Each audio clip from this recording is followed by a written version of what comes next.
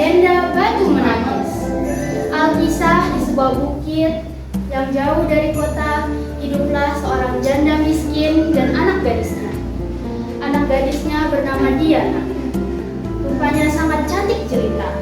Namun sayang, gadis itu amat pemalas. Ia tak pernah membantu ibunya untuk melakukan pekerjaan rumah.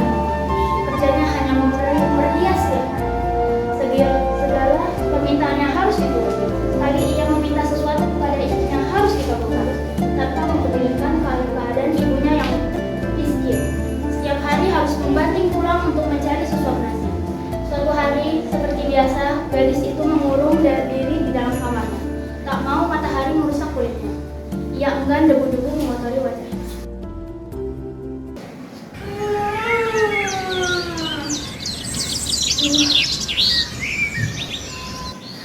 Ibu! Ibu!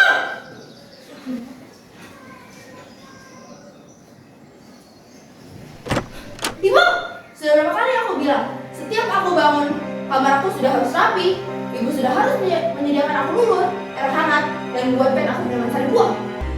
Kamu itu udah gede, nak. Kamu bisa ngambil itu semua sendiri. Bukan tahu, aku lagi sibuk, Bu. Sang ibu hanya mengelus dada, hatinya gelisah. Kesibukan mempercantikkan diri, hanya itulah yang dilakukan putrinya yang pemalas itu.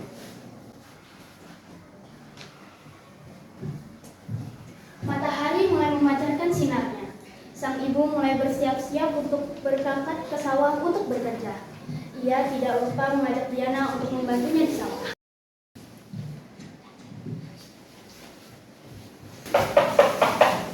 Diana, ayo bantu ibu kerja di sawah. Tidak, Bu. Nanti kalau kuku dan kulit kotor bagaimana? Kamu gak kasihan sama ibu, nak? Apa sih, Bu? Oh iya, Bu. Saya minta uang untuk gelar kecantikan agar saya cantik dan tidak seperti ibu yang wajah banyak gitu. Kamu ibu jadi anak, saya cuma minta saja, tidak pernah mau bekerja. Meskipun marah, sang ibu tetap memberikan uang itu kepada dia. Keesokan harinya, ketika ibu pulang bekerja, Diana meminta lagi uang upah yang diperoleh oleh ibunya untuk membeli alat kecantikan yang lain. Keadaan itu terjadi setiap hari. Suatu hari, sang ibu mencoba membujuk anaknya untuk mulai mengubah kebiasaan buruknya.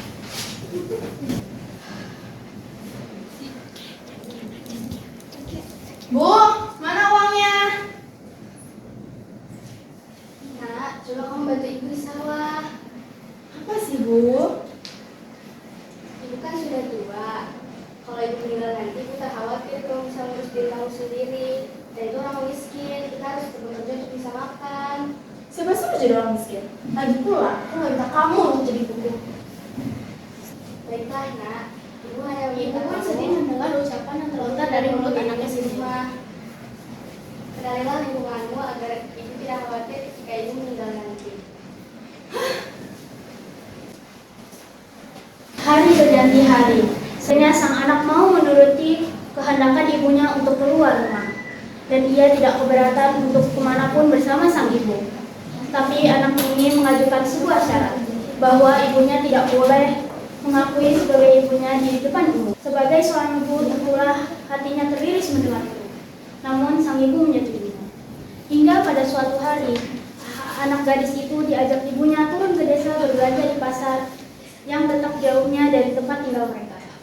Anak gadis itu berjalan melenggang dengan memakai pakaian yang bagus dan bersorak agar orang di jalan yang melihatnya mengagumi kecantikannya. Tiba-tiba, di tengah jalan ada seorang teman Diana yang menghampiri dan bertanya. Namun ketika melihat orang yang berjalan di belakang gadis itu, sungguh kontras keadaannya. Hal itu membuat orang bertanya.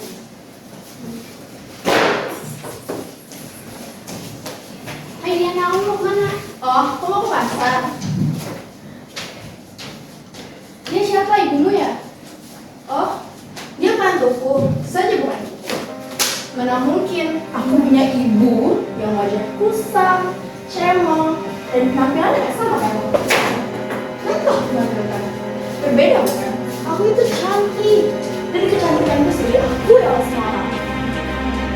Lagi pula mana mungkin aku punya istri dia yang wajah tidak terawat. Ih, amit deh. Mana mungkin dia Betapa sedihnya saat ibu Diana mengaku. Namun hanya tahan jahat dalam hati. Mereka pun melanjutkan perjalanan.